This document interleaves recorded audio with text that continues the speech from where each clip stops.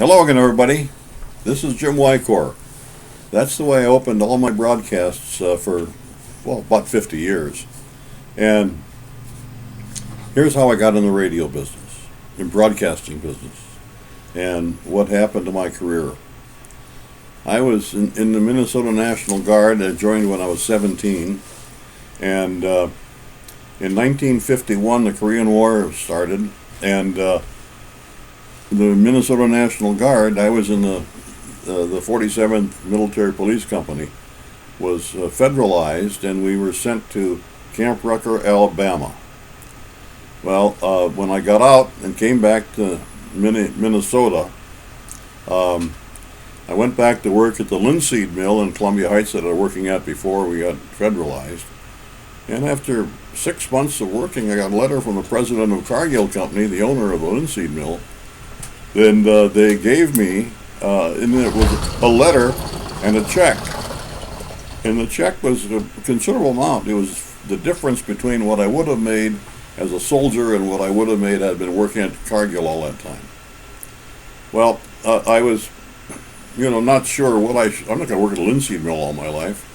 They're manual labor, and I'd gotten my GED. That's another story. I was asked to leave high school because I did a bad thing. I went to school at 7 o'clock one morning. I had an English teacher named Mrs. Ledwine who she didn't like me and I didn't like her. So one morning I went to school early and snuck into her office. Here's her classroom. And she put a dead skunk in her desk. And Jeanette Goldman, the neighbor girl, who I thought liked me, ratted me out. And so the principal, Russell Sahlstrom, called me to the office and he said, Jim, we don't do that kind of stuff here, so you go home and don't come back. So I went home and my mother said, okay, you don't want to go to school? You get a job and send $15 a week to your brother in California who is going to school. That was my older brother, Paul. He was in the Fred Archer School of Photography, and I did that. And then one Saturday night, I was out to the Venetian Inn in St. Paul with my older brother Bill and his wife Marie and a girlfriend. And we were drinking and dancing and talking and having fun. And Bill said, Jim, I saw an ad in the paper for a radio announcing school on Lake Street in Minneapolis, American Institute of the Air. And he gave me the ad and he said, you should check into that because you'd make a good radio announcer because you've always been full of bullshit. That was my older brother telling me that. So the following week, I went down to that school on Lake Street, and it was a second floor above a store. And I went up and I met the owner. His name was R. Castle Brown, and he walked with two crutches. He had polio as a child. And he had an absolutely beautiful voice. Oh, deep, beautiful. And I found out he owned the radio stations at that time at KXRA in Alexandria, Minnesota. Well, anyway, he had me sit in the studio and he handed me a script to read. And he was auditioning me and recording me on a tape recorder. And after I finished, he talked to me for about an hour, listened to the tape together, and told me what he would do to make me a better reader and a better announcer. And then he said, and we'll accept you into the school. And the GI Bill paid the tuition, which was $16 a week. Well, I stayed in school, in announcing school, for a whole year. And I was getting better and better and better all the time. And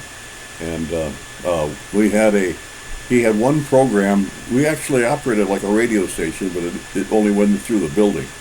He had one program called Music Hall, where the students took turns reading about and introducing classical music with the names of the composers like Prokofiev and others, and Humperdinck. And anyway, after a year, I could have gone out and got an announcing job, but the pay at that time was probably about $50 a week in a small town. and where you'd start. And then I found out that radio stations that had more than one tower had a directional pattern and more than 5,000 watts. Those stations had to have a licensed engineer on duty whenever the station's on the air. So Mr. Brown started the engineering license class. Now, this was not a Elkins studio thing where you went for 6 weeks and memorized the answers to the test. This is one where you actually learned how to build stuff, and which I did. I was there for a year. And as a result, one of the things in my lifetime, I built the radio station in Algona, Iowa, soldered every wire. But anyway, so I stayed there and finished the engineering school. And I was working at Casper's grocery store in Columbia Heights. And I finished, we went to the Federal Communications Commission office in St. Paul, in the courthouse, the Federal Building in St. Paul, where me and several others were taking the test. And I'd find out in 2 weeks if I passed.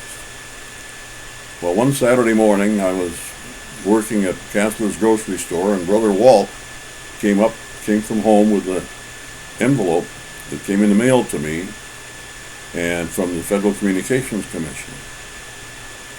Well, I took out my jackknife and I opened up that letter in front of Walt and Abe Levitt, the manager of the Casper's grocery store, who was my boss and a wonderful man.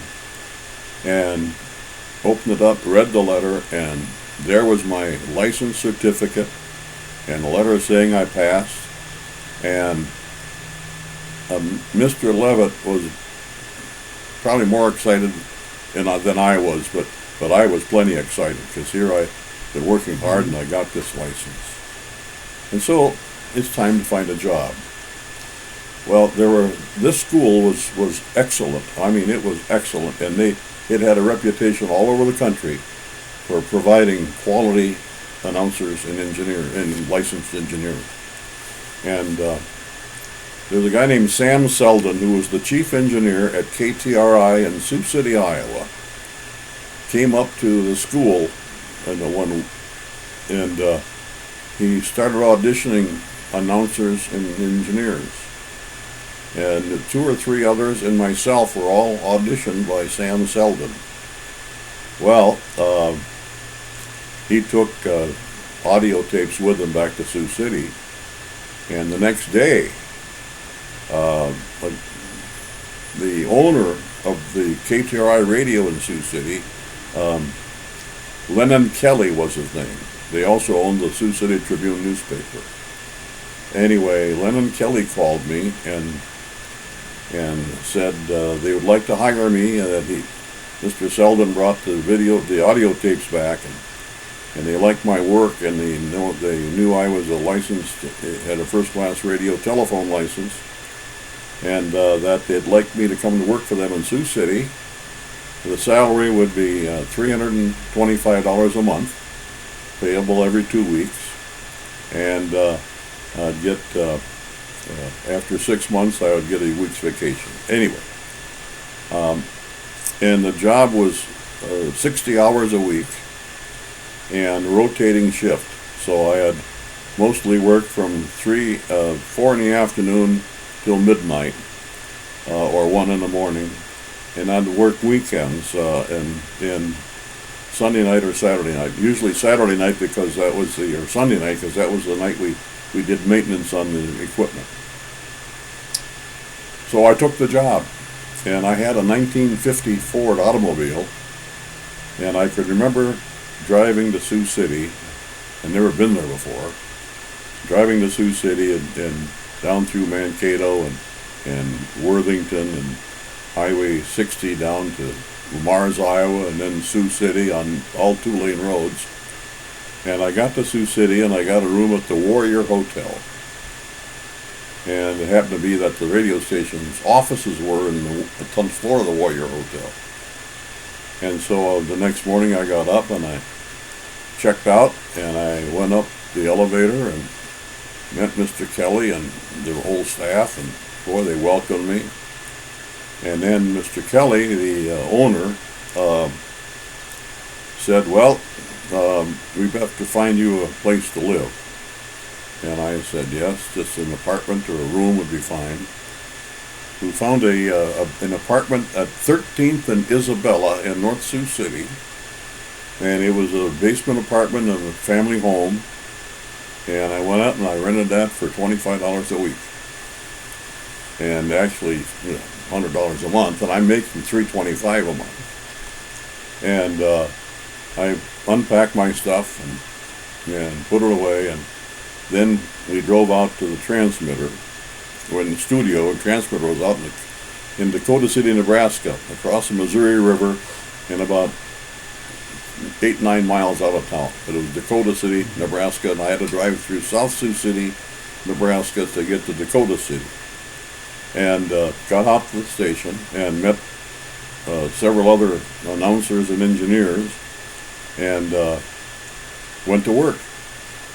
And this was a music station, but they would not allow me to play any rock and roll music, which was just coming out, by the way. We played old standards, Frank Sinatra and Fred Waring and old standards, Joe Stafford and the Mills Brothers, and we back announced every record, and that was the company policy. No shenanigans, no talking, just back announce every record, and then every hour you did the news. We ripped and read news. The morning man, we had a news director that wrote the local news, and then we did local news and stuff off the teletype, and we got the weather forecast from the Weather Bureau at the Sioux City Airport. So we did local weather, and we did weather for Iowa, Nebraska, and South Dakota, because we were down there in the corner. At any rate, I really enjoyed the work, and I learned a lot from Sam Selden, the engineer. This was my first time actually getting into a transmitter, learning how to. And this was a great big old 1938 RCA transmitter. It was the size of 5 refrigerators side by side, only bigger, higher, about 6 feet high. And I learned that on Sunday night, when we signed off at midnight, we turned everything off, and I had to go inside the transmitter and short out several great big capacitors. Because if you didn't short them out, you could get an RF burn and be badly hurt. We learned that. Sam taught me that. And then we went in there with cotton cloths and wiped down every part of that transmitter and looking and feeling for anything that's wrong. I learned that. And at any rate, I stayed there a whole year. And in fact, that was Mr. Brown at school said, we'll help you get a job, but you've got to stay on that job for at least a year before you move. And if you do move before a year, we're not going to help you anymore. Well, I stayed a whole year, and I was reading Broadcasting Magazine, and the radio station KSTT in Davenport, Iowa, was looking for combo men, and they was paying $350 a month, $25 a month raise, and I would be the chief engineer and work a shift. Well, I drove on a Saturday I was off. I drove to Davenport, and all the way across the state of Iowa, about 300 miles, and went to the radio station and introduced myself and talked to the managers. An owner was an engineer named Malcolm McGregor, and his partner and sales manager was an old race car driver named Speed Whalen. Remember those two guys? And anyway, they auditioned me, and they had, unbeknownst to me, when they found out that I was interested, one of them had driven to Sioux City and tape recorded me off the air. So they were familiar with my work. And I got hired. I drove back to Sioux City and told Sam, I gave him 2 weeks notice, and I did that all my life except one time, which I'll get to. Anyway, I packed up everything, gave notice to my landlord. Oh, there was something that happened in Sioux City that was interesting. They hired a new combo man from the school, and he didn't have a place to stay, and I just told the boss, well, he can, I've got a spare, he can sleep on my couch until he finds an apartment. Well, this young man moved into my apartment, and when he was going to school, he was working for a men's clothing store in Minneapolis. Well, he had 3 or 4 suitcases. I mean, I came in with 1 suitcase. He had 3 or 4 suitcases, and they were full of brand new men's clothes, shoes, or shirts, socks, underwear, ties, fancy stuff. And I mean, there was more than one man would have. Mm-hmm. So it was obvious to me that he was stealing from his previous employer. Mm-hmm. And boy, I didn't know what to do. I just didn't know what to do. But I went to, I'd only been there about 6 months at the time, 6-7 months. And I went to Sam Selden, who was a helper and a confidant, my boss. And I asked him if he would, the next day when I was off duty, would he come to my house and I would show him something. And that's when the guy was working. And Sam came, and I just welcomed him in and showed him all this stuff. And he was horrified too, because he knew a young man just out of school wouldn't have all that stuff and need it. And he found out that he was working part-time. Anyway, it turned out this guy was a thief. And Sam went to Mr. Kelly, the owner, and at any rate, they fired him. And he came back and got his stuff, and he was ready to beat me up. Well, he wasn't big enough, but anyway, he knew that I'd ratted him out. And I just told him, I said, well, did you buy all that stuff from your previous employer? He said, that's none of your business. I said, well, anyway, we don't do that kind of stuff here at this place. Anyway, and I'm sorry, because you'd have found a good place to work here. Anyway, he disappeared. That was just an aside. So I left Sioux City and went to Davenport. And as I said, the owner was Malcolm McGregor. And the station, a little studio and offices were on the second floor of a building in downtown Davenport, just about 2 blocks from the Mississippi River. But the transmitter was way out by Milan, Illinois, about 15 miles out in the country, and it was on 80 acres, and they had 6 towers. It was a 6-tower directional.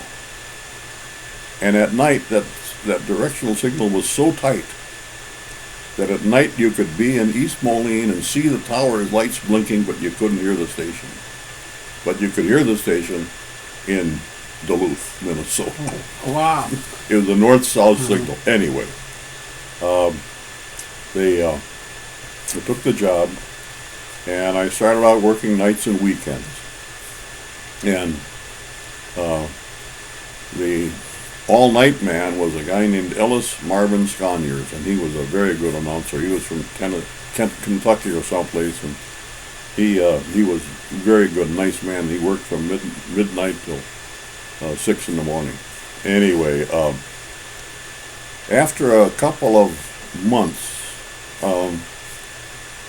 the program director was Bill Merchant, and he left to go back to Michigan. And So I was appointed program director and morning man. Well, I had to get up at 4 o'clock in the morning and sign the station on, take over from Ellis Marvin Sconyers at 5 a.m., 5 or 5:30. Well, in the morning we played country and western music. Well, my moniker in the morning radio show was Cousin Jamie Boy. And I would start out in the morning saying, ringing a school bell that was there, and say, "Howdy, friends and neighbors. This is your old cousin Jamie Boy. I'm here with the happy music from the hollers, hills, the plains, and the valleys." and anyway, I woke up Davenport, Iowa, and then I played,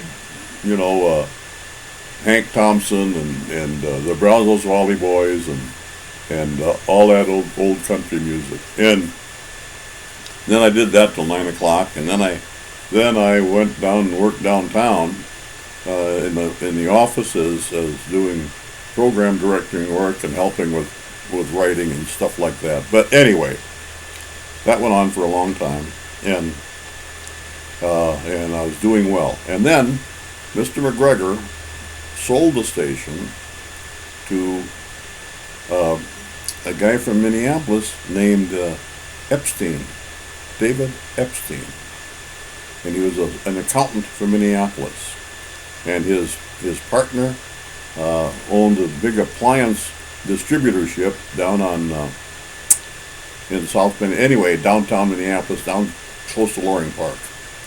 And well, Mr. Epstein bought the station, and I stayed with him, and I had noticed there was a problem with our directional pattern, that we couldn't kind of hold it in all the time. And I told him that, and I said, Mr. McGregor was a top-notch engineer, but I think there's something wrong with our equipment, our directional equipment, and it was very complicated stuff. It was the first 6-tower radio station ever built in the country. Anyway, it was Andrews Corporation from Chicago built the directional system, and it was difficult to keep it in control it with the parameters that it was supposed to be.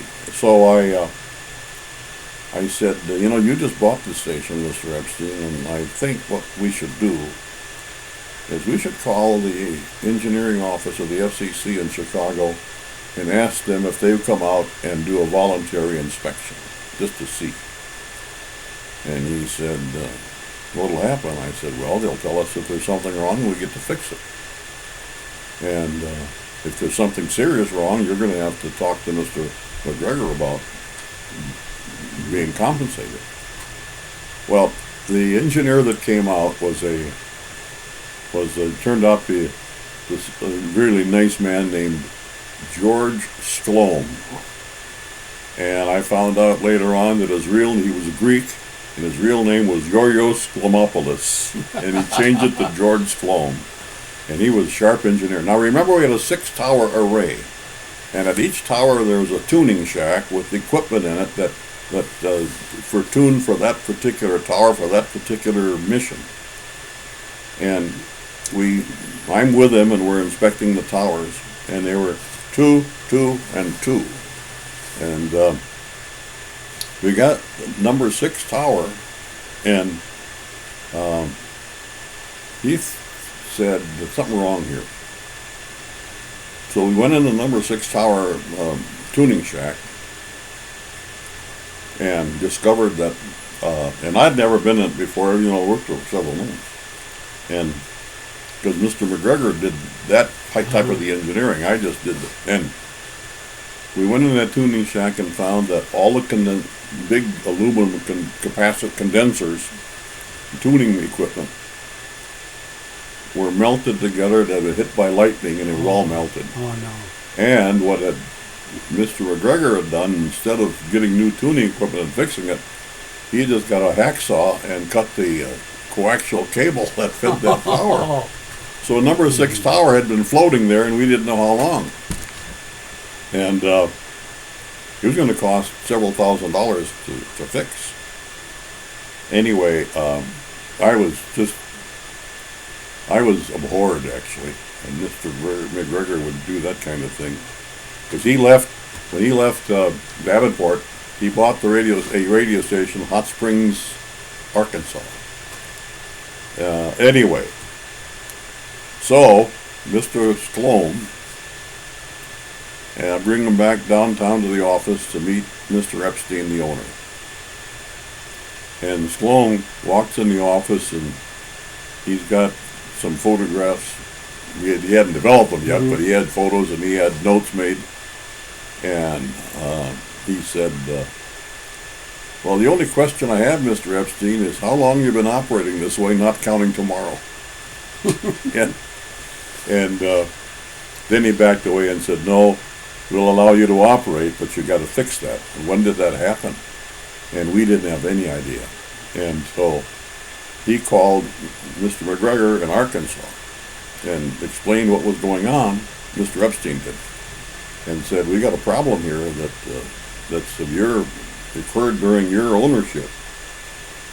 Do you know when this lightning strike was? He said, yes, in the summer of 1952. That's 2 years operating like that. And he said,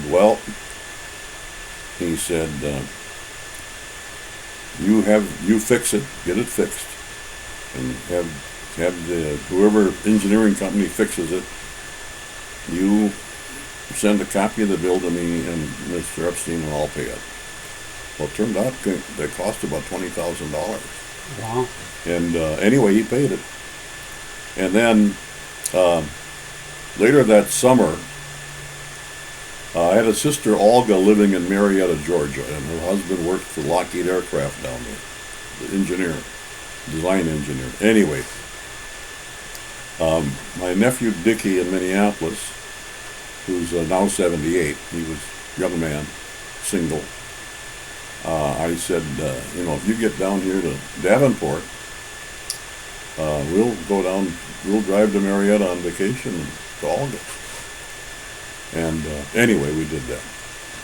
And on the way down, we had to go right through Hot Springs, Arkansas, so I stopped to see Mr. McGregor. And he said, he just said, it's good to see you, Jim, and thank you for getting me out of a jam with Mr. Epstein. Anyway, so I stayed at KSTT and for a full year.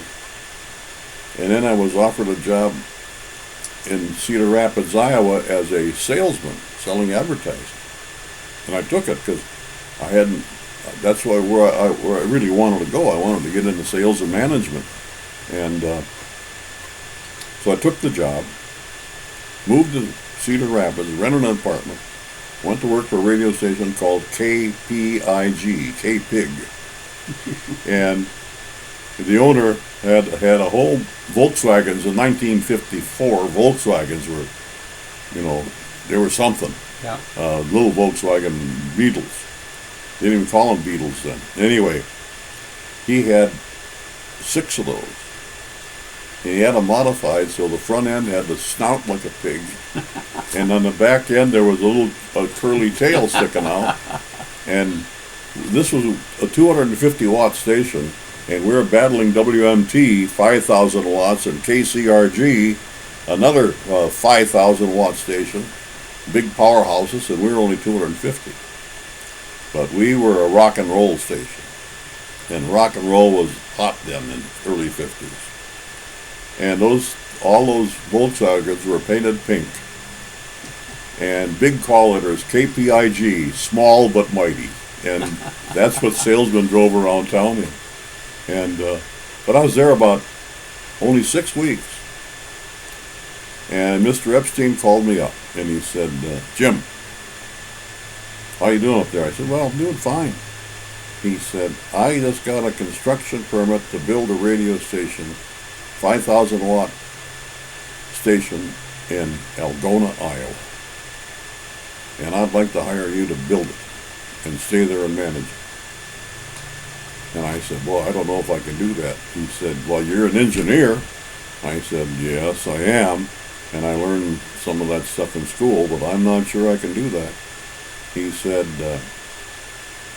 $100 a week, and you stay and get it built and stay and manage it. And you hire all the people and everything. And I thought that was a hell of an opportunity for a 23-year-old man, kid, you know.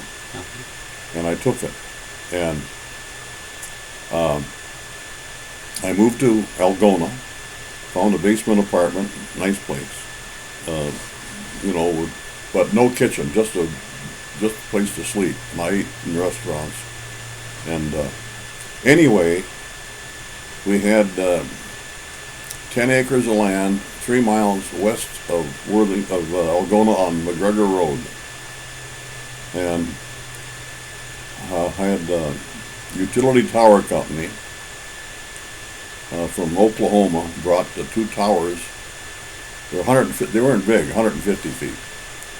But they brought those 2 towers up and big semi truck, flatbed semi, and dumped them on the ground with coils of guy wire and insulators and all that stuff.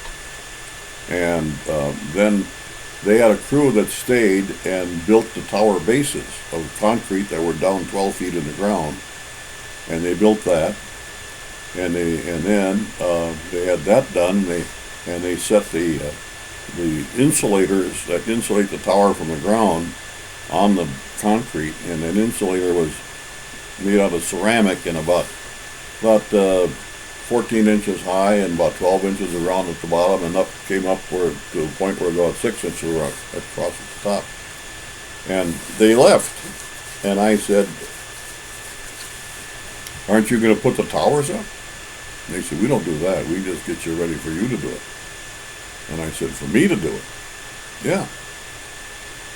I said, "I never put up a tower." Well, they said, "We're sure you'll learn." And so, well, I had to do it. Yeah. And they had plowed the ground system in. That you have to have a ground system. They had done that. And anyway, I went into the employment office in town, the Iowa State Employment Office, and I told them I needed 2 or 3 laborers, young, strong men that weren't afraid of heights. And so I got a couple of guys, and I had my car was a '55 Buick hardtop, nice yellow car, beautiful car. But we needed a winch. Needed a pole to start. These sections were 20 feet long, and okay, you set the first one by lifting it up, setting it on. They were not heavy. They were just 12-inch face diagonal tower, 12-inch faces. And at any rate, I did some research, went to the library and I did some research on radio antennas. And then I'm really lucky. There was an electrician in town that was doing the wiring on the building named Cy Roth. Really nice guy, and he was a ham radio operator and a good guy. And I went to him and I told him my problem. He said, "Well, I've been through that, I'll help you." And he didn't charge, but because he was wiring a building. And he came out and told me how to get started. And we used the front axle of my Buick as the winch car. And then the cable went from my car to a base, and then a pulley anyway. Well, it was a harrowing experience, but we got them done. And now, it's a directional antenna, so you have to have sampling loops on the towers to check for the directional antenna. And by then I knew I had to start reading instructions on everything. And so I read the instructions on the sampling loop and where it should be on the tower, and one on each tower. And By that time I hired another combo man named Kurt Nutter from Minneapolis, from Brown Institute, from our American Institute of the Air. And so he helped me, and I climbed up the tower about 40 feet. I didn't like it. But I got up there and I put a pulley up there and a rope. And the sampling loop was about, it was copper tubing. And it was about 2 feet wide and about 3 feet high. And it was kind of a loop. And there was that a thing to fasten it to the tower with U-bolts. So I got up there and I fastened that one on, and I put it right where it's supposed to be in the directions. Then we went over to the next tower and put that one on, right where it said in the directions. And by that time the building was done, and we laid a coaxial cable from the building out to the tower. And, the way I didn't want to put the cable underground. And I knew my instructions said it had to be the cable had to be shielded and grounded. Well, I had electric cable going to the tower and a coaxial cable with feeding the power, the audio power and the video audio power. Well, I went to Minneapolis to my brother Paul's bachelor party for his wedding. And I had to Kurt Nutter, I said, "Now, Kurt, while I'm gone, you put every 10 feet, you put a steel post in the ground, nice and straight, and then we're gonna drill holes through that post and put eye bolts, and we're gonna hang the feeding line from those posts." Well, I went to the party on Friday night. I got back to Algona on Sunday afternoon, and I went right out to the tower, and I was so disappointed. I chewed it up on one side or the other. Those posts were not in a straight line. They were almost staggered. And I said, "Kurt, you got to pull them all out and put them in straight." And I said, take a piece of clothesline rope and lay it on the ground straight to the tower and put those posts back in. And he did it, and we got that done, the 2 towers. And by that time, I'm working on the inside, on the studios and studio equipment, turntables, tape recorders, but we hadn't had the transmitter or the tuning equipment yet. And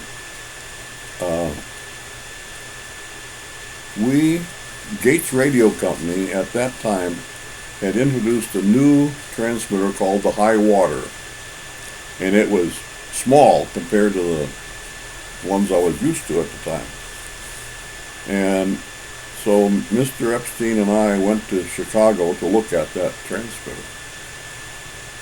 And it was small, but from my experience in Sioux City and Davenport, I knew the transmitters threw off a tremendous amount of heat.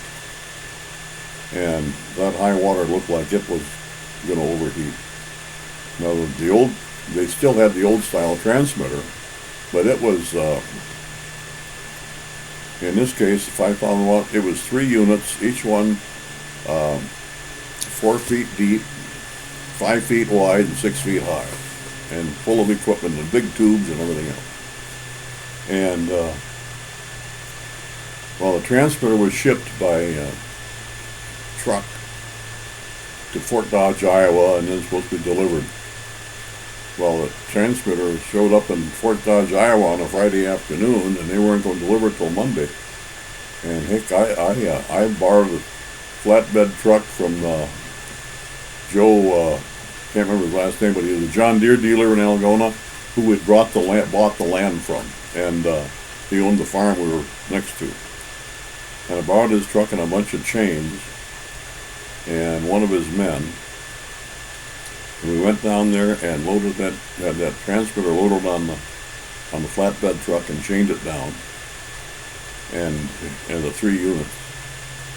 When we had the building built, the one wall was just a knockout. The whole wall could come out, and so we could slide the transmitters in. Well, I had to get the transmitters in before I put the tuning unit in. Had to go in last. Well, I got the roller pipe, and we had a concrete trench in the concrete floor, and that trench was to carry the wires and everything to every place. Well,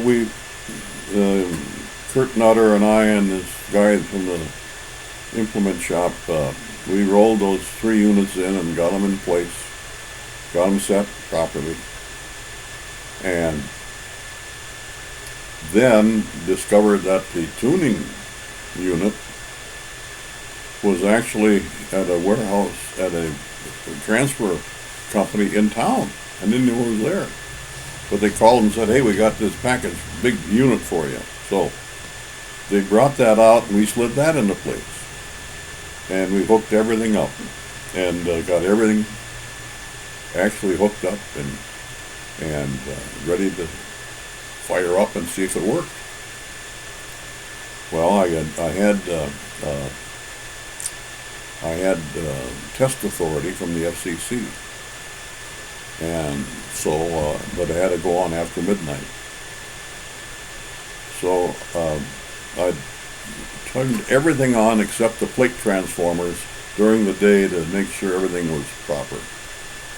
And then the first night, after midnight, I hit the plate transformer button, and everything lit up.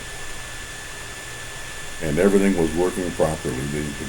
The limiters, everything was working properly, and I put the record on the turntable, long-string records, and well, that's another story I got to tell you about Sioux City and records. Anyway, playing music, and I had to do every 5 minutes a station break, and my station break was KLGA, Algona, Iowa, 1600 kilohertz, testing. If you're out there and listening, our address is KLGA, Algona, Iowa, and send us your listening report. I did that for testing for about 10 days. And I got postcards from as far away as Australia. Oh, wow. Anyway, then I knew everything was working. I called Walter Keene Engineering was our consulting engineer that designed and built the directional apparatus for us and the sampling loops. Well, he sent an engineer out to do the proof of performance to make sure everything is within rules and regulations. Well, who should the engineer be from the FCC but George Sloan, the guy I'd met in Davenport, a nice young man. And he came in with all of his test equipment and with a field strength meter, ran the pattern, and he was there about 3 days. And he's making notes and doing this and diagrams. And he came in my little office and he said, you know, Jim, everything's perfect. How the hell do you get it perfect like that? And I said, George, I just learned how to read directions. He said, well, it's perfect. No need. He said, I'm going to call Walt, and he's going to tell the FCC, and you should get a telegram from FCC with program authority when you go on the air. Well, I had to go to Minneapolis to your Uncle Paul's wedding. And the telegram came while I'm in Minneapolis. But Kurt Nutter and the other employees I had turned it on. And I'd been out selling advertising in town, and I had hired a salesman who was selling in the adjoining towns of Emmitsburg and Humboldt, and at any rate, I got the station on the air, and 23 years old. Wow. And I got it, I built it, soldered every wire, put up the towers, and it was up. That station recently sold by Paul Hedberg. He had put an FM station on the same tower, so two stations. And he sold the two of them for just under $3 million. Wow. And Epstein and me, Mr. Epstein had cash about $70,000, including building and everything invested. Well, I stayed there for 3 years, and I was getting $100 a week plus vacation time, and then things were going good, and he gave me $150 a week. Well, then one day I got a phone call from Bill Merchant, who had been the program director before me at KSTT in Davenport, Iowa, and he was in Muskegon, Michigan, and he said, "Jim, Bill here. The owner of this station is C.H. Runciman Bean Company, wealthy man in Grand Rapids. And the manager is taking a job in Syracuse, New York, and I suggested that you might want to come here and manage this station." I said, "Bill, are you serious? A big city like that?" "I'm serious. We think you could do a good job." So Carol and I flew from Mason City, Iowa to South Chicago and then Muskegon, Michigan on old Ozark or North Central Airlines. And I met the previous manager hadn't left yet, but I met with him and the guy from Grand Rapids, owner, and they hired me. They offered me the job for $225 a week. Oh. Plus mileage. So I took the job, went back to Algona, and gave Fred Epstein, actually I gave him 30 days notice because I was no longer an announcer, I was a manager. Mm-hmm. Gave him 30 days notice. And on a cold February day, and Jim John was 6 or 7 months old, and Susan was 9, and I had a car. My car was a 19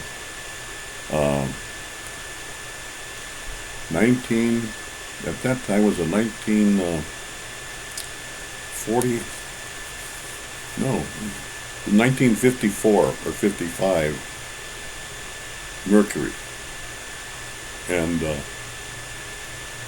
anyway, we got to Muskegon, Michigan, and there was a moving van coming soon. We had to find a place to put the stuff.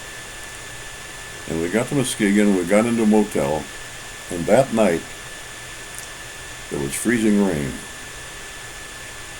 Went out to the car in the morning, it was covered with a 1/4 inch of ice. Oh, wow. No way to put the key in the door or nothing. And I had to borrow a hammer to pound the ice off so I could get the door open and get it started and melt it. Anyway, that was our arrival in Muskegon, Michigan, and that was mid-50s, and stayed there, and and the station was sold to a guy named Bob Rich from Pennsylvania, and by that time I had some knowledge about the business, and I did some research on him and found out that this guy was kind of a high binder, and he owned several stations, but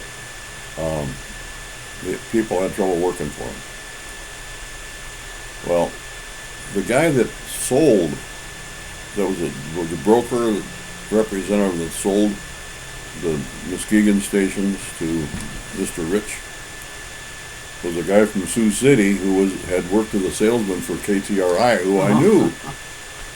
And he told Wayne Geyer, a client of his from Chicago who had bought a station in Huntington, West Virginia, that I might be interested in managing it for him. So he flew me and Carol to Chicago and met him at a very fancy private club, had a nice meal and drinks, and discussed the job. And then he took us to the airport, and Carol and I flew back to Muskegon, and I called him the next day and said I'd take the job. But before that, I took the train from Muskegon to Grand Rapids to Huntington, West Virginia, to look over the operation.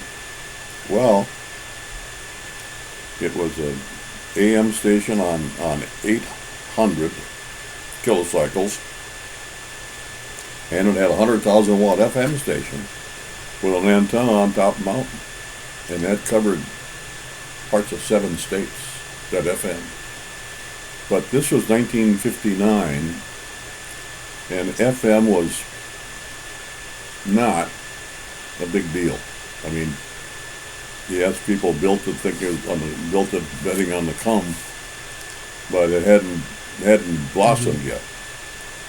And the FM station was doing, the AM station was a daytimer, WKEE, and I started a promotional campaign keyed to good listening, and turned it into a rock and roll format, and things started happening. And well, we carried on the FM station, we broadcast the Cincinnati Redlegs.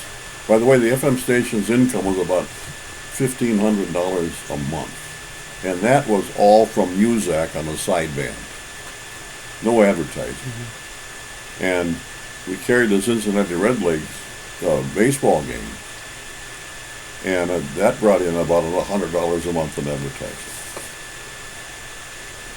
Well, by that time I was not, learning stuff, and discovered that the Redlegs were on like 70 stations in 4 or 5 states, and they were feeding those stations with telephone lines from AT&T, and it was costing them a lot of money, over $40,000 a month.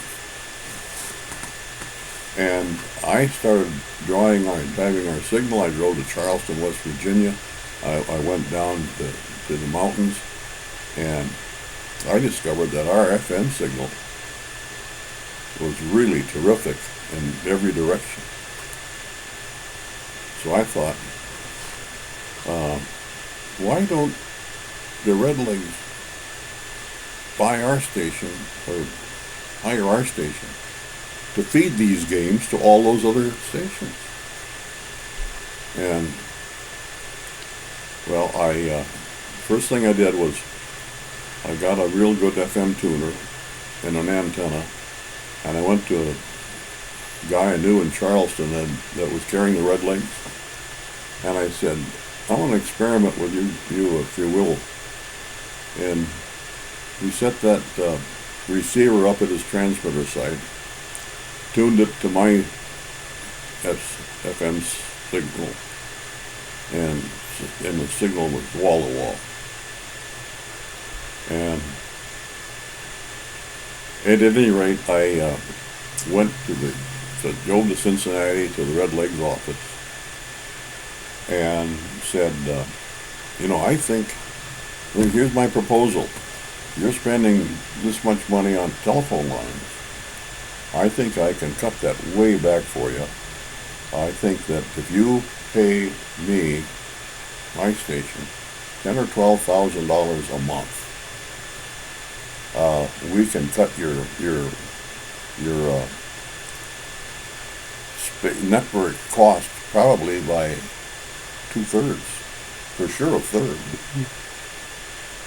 And he said, how do you know it'll work? I said, well, the furthest station was Beckley, West Virginia, way down south. I said, let me put a receiver down there and we'll see. So I hauled a receiver down to Beckley, West Virginia, hooked it up with their transmitter site, and the signal was wall to wall. Well, at any rate, then they paid they told the stations, and I made up a list of equipment each station would need, and they wrote a letter to the stations with that list of equipment saying that we're contemplating feeding our ball games to your station via FM instead of telephone line. It'll be a cleaner signal, and it'll save us money and save you money. So it happened, and I'd increased the income on that station substantially. Yeah. Well, the 6 months had gone by, and I had increased the income on the AM by more than triple, and the FM astronomical. And I had taken a job on a handshake with Wayne Geyer, and the deal was, after 6 months, if I had improved the station, improved the income, that I would get a raise and a bonus. Well, Mr. Geyer and his accountant came to Huntington, West Virginia, went over the books, and he was kind of amazed at what I'd done, especially with the FM, because they didn't expect that to ever make any money except off the music. And I said, well, Wayne, I did what I said I could do, and now it's your turn to do what you said you would do. And I told him what I expected, and he said, well, it's only been 6 months. I'm not sure I can afford that. I said, are you welching on our deal? Well, I wouldn't put it that way. I said, well, you are doing it. You're not living up to our shake hand deal. And therefore, I quit. I didn't have a job. And I'm in West Virginia. And at that time, Carol and Susan and the baby were in Minneapolis with Uncle Paul and Gladys. And I'm there all alone. And I quit. And he said, you can't quit. You got a wife and kids. And I said, Wayne, there's something you don't understand. I was looking for a job when I took this one. But I said it with some dirty words. Anyway, which I won't say here. I called Carol at Paul's house and told her if they'll take care of the children to fly home, because I'd quit my job and we're going to pack up and leave. And by that time, I'd sold the Mercury, and I had a 59 Studebaker Lark.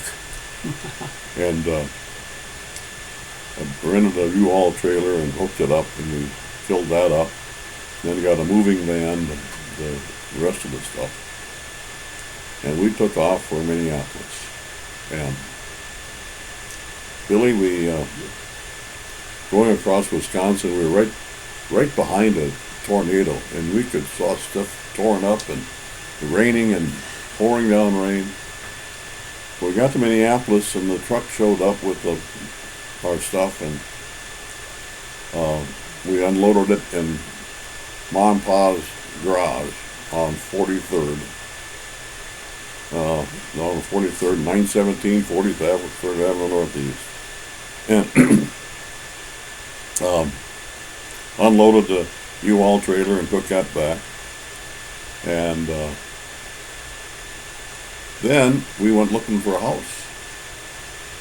And we found a house out in Blaine, on Polk Street in Blaine, on a contract for deed for $18,000, a 3-bedroom house, single car garage, but nice bathroom and big yard and garden area, and rented it for a contract for deed, $18,000, $2,000 down, which I borrowed from my parents, and moved in.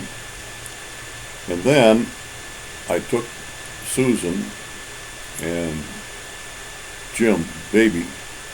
We drove up to Carol's folks' place out by the dam, Clam River Dam, between Webster and Danbury, Wisconsin. And we stayed there for a week fishing.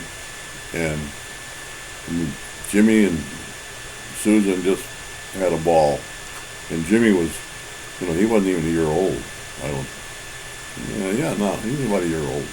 Anyway, stayed there a week fishing, then I went home, and I'm sitting at the table, and I told Caroline, well, babe, I think I better go find a job. Well, I drove down University Avenue, and I went into KSTP radio, and wanted to talk to the sales manager, who was a guy named Byron Anderson. He let me into his office, and I told him who I was, and I'm looking for a sales job. And I heard by the grapevine that you're looking for salesmen. Well, I gave him my resume, and they hired me for $7,500 a year, plus $15 a week expense money. And I took the job. And Byron gave me a 14-page list, single space printed list of accounts. Not one active account. Not one.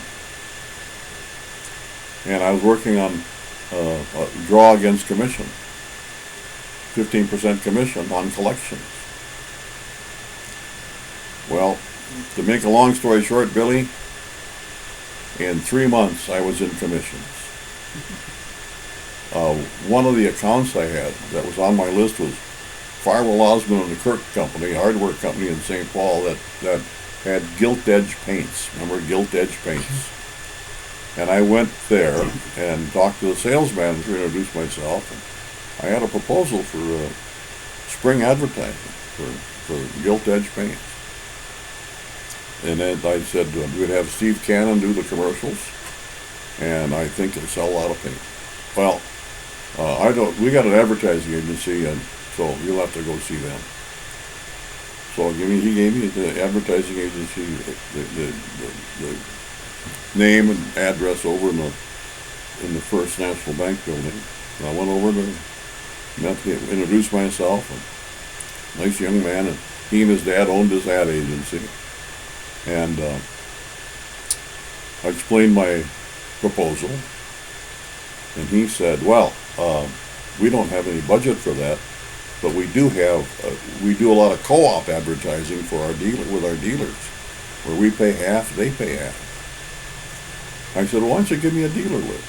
So he gave me a list of about 50 dealers in the Twin Cities metro area. Well, Billy, I went back to the office. I sat down and roughed out a contract. And then I took it to Donna, can't remember her last name, but Donna was a peach of a gal who was a secretary for the salesman. And she put it in her IBM typewriter and put it in perfect condition. And Billy, at KSCP that's the first time I saw a Xerox copier, and it was as big as a car. And she put that in and started spitting out copies of the contract. And back then you used carbon paper. So I would take 2 contracts, put in a piece of carbon paper, and then staple them on the top. Mm-hmm. And I had about 30 or 40 of those in my briefcase. And I had the list of dealers. And I started out. And I called on these these are all small hardware stores all over the cities, in Columbia Heights, in Anoka, in Shakopee, and White Bear Lake, and everywhere. Anyway, I got 35 or 36 of the 50 dealers signed the contract, and it totaled, with their share and the share of FOK, this was about a $25,000 contract. And that not Billy, 1959, that's big money. Yeah. 1960, big money. And I took it back to the advertising agency. By that time, and I go in and I got all these contracts. And I lay them on his desk and I say, well, here's the deal. I got this done. Your share is about a little over $12,000, and they paid the rest. And he said, we ain't got that kind of money. I said, you told me you had a co-op program. And I went out on the basis of you telling me about your co-op program. I put together a whole bunch of your dealers who are willing to invest in this program. And you have to come, so he called over at Farwell Husband Kirk. And he said, and I'm sitting there listening. And he said, George, what's Sam here? Remember that salesman from KSTP that you sent to me a couple of weeks ago? Yeah. Well, I told him about our co-op program, how I did every other salesman for the last 10 years. They've been pulling this shit for 10 years with radio sales. But this one finally produced, and we got a contract here. It's going to cost, we're going to invest over $12,000 on this program. And he said, holy shit. And, boy, where am I going to find that kind of money? I said, I don't know, but you sent him here, and I told him about our program. You got to find it. Well, okay, he gave me a new contract covering everything. And I took it back, and our copy department wrote the commercials. Steve Cannon voiced the commercials. And this was in March, April, May of the spring of 1960. That year, Gilt Edge Paint's sales broke all records. Oh, wow. With that program. That's incredible. The next 2 years I was there, all I did was I called the dealers on the phone and said, hey, we're doing that program again this spring. You want in? And I got 10 more dealers. I had almost 50 of them. And it ended up being a $30,000 deal. And they said, no question, do it. Anyway, that did that 2 more years. Then,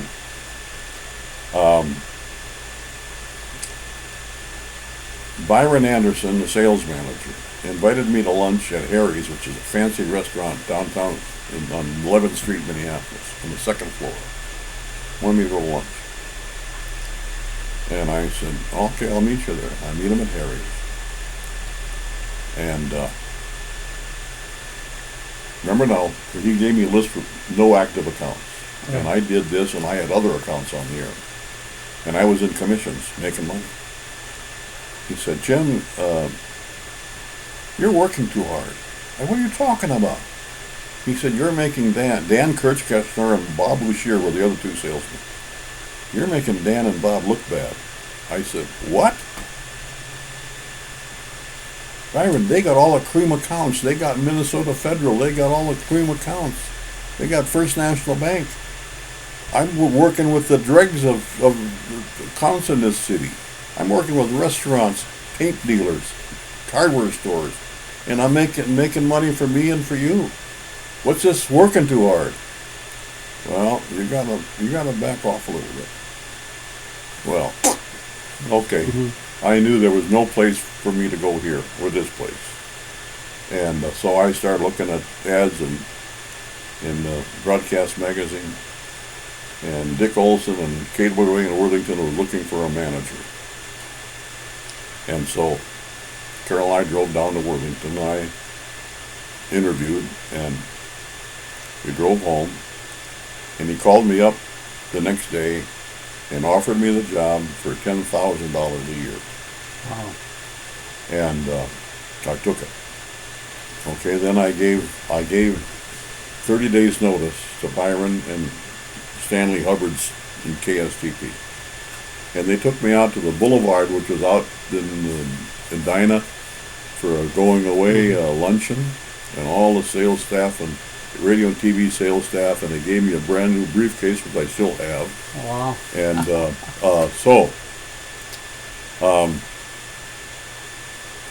and then I went to the Gilt Edge paint people and personally told them that I'm leaving, but this new salesperson will be taking over your account, and I'm sure they'll do just as well as I did.